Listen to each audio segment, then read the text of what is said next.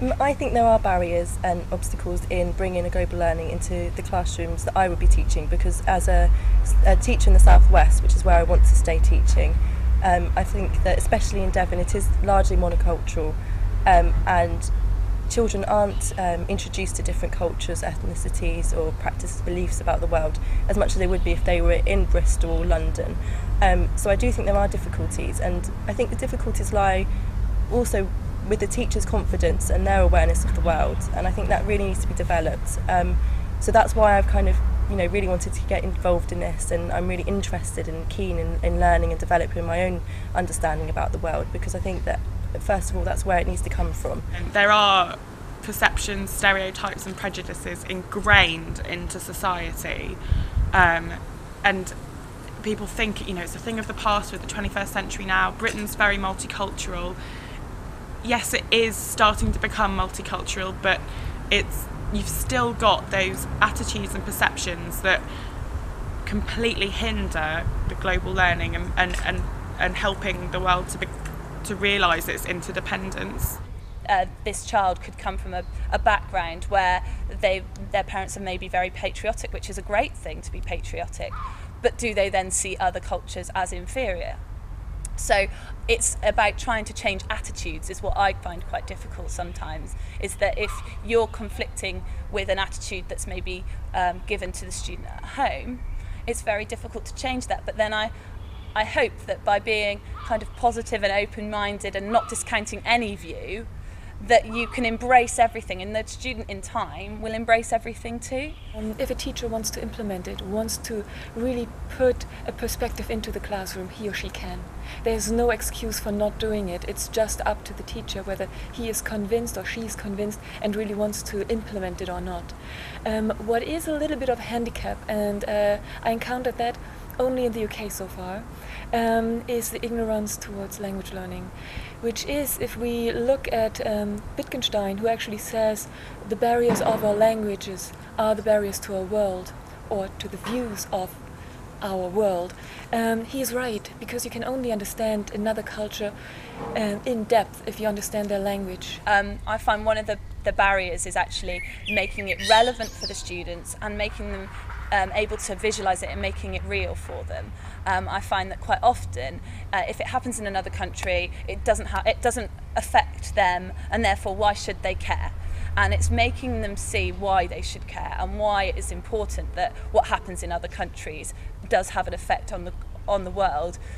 The environment at the moment is the buzzword. If you ask the students what they should do to help the environment, they could reel you off a list of turn the lights off, do all of these different things, but do they actually do it? And do they see why they do it?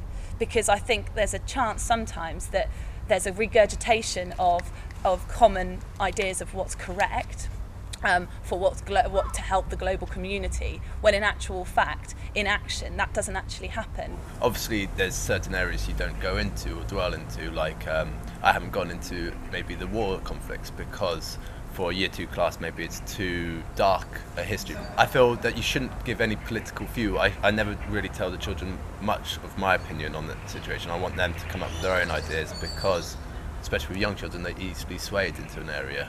I have a Tibetan singing bowl which I use as a control behaviour, so I hit it softly and it makes a hanging sound, and then all the children stop what they're doing and then they can listen to me at the front. That's the way I can use global, like that's a different cultural thing within my classroom, but at the moment I haven't talked about the crisis in Tibet because one, it's not appropriate probably for a year 2 class, even though if it came up maybe in SEAL then I would talk about how some people are being oppressed or something, but I wouldn't want to go into the issue so much. There are potentially some barriers. I think for a subject like geography, we tend to, we teach about global dimensions, but quite like as the issues. So sometimes I think pupils think that geography is all negative. Like we talk about overpopulation and we talk about sustainability and resources running out, and I've had misses geography all about negative things. Is there not any positive things? But I think it's really important for them to